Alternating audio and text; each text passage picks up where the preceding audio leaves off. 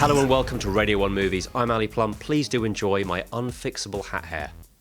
3 movies for you this week. We've got The Fifth Wave starring Chloë Grace Moretz. Then there's Ride Along 2 with Kevin Hart and Ice Cube. And finally, the best of the bunch. It's The Big Short starring pretty much everyone you've ever heard of. Let's kick things off with The Fifth Wave. Aliens have attacked, and Chloë Grace Moretz is one of the few people still alive. And what's worse, she's lost her brother and his teddy bear.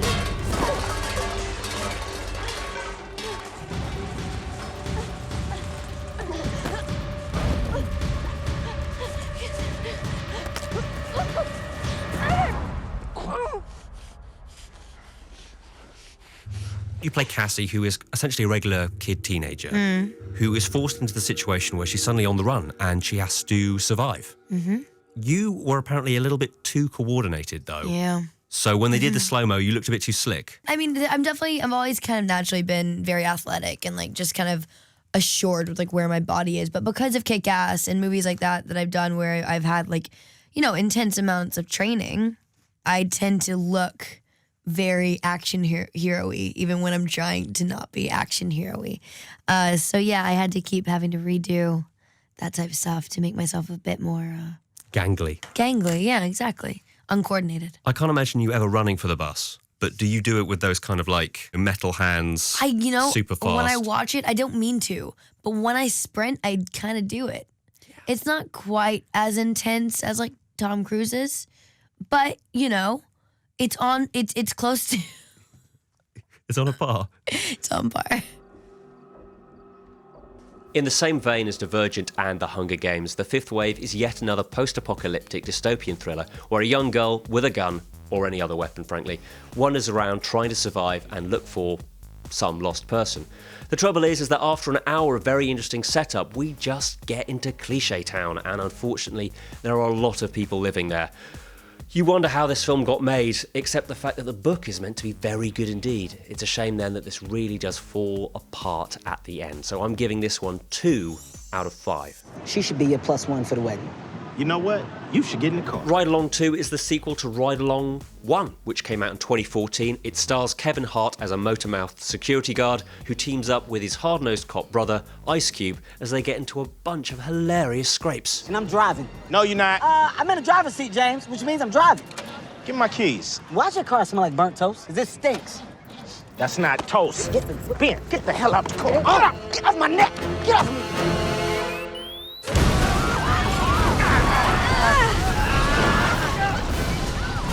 At the time of recording, I haven't actually seen Ride Along 2, but I'm told it's a lot like Ride Along 1, which I have seen and didn't think was very good. So if it is like Ride Along 1, then we can expect Ride Along 2 to be just as, well, a bit lame. Not very funny, full of fart jokes, slapstick and awkward situations that would never ever really happen.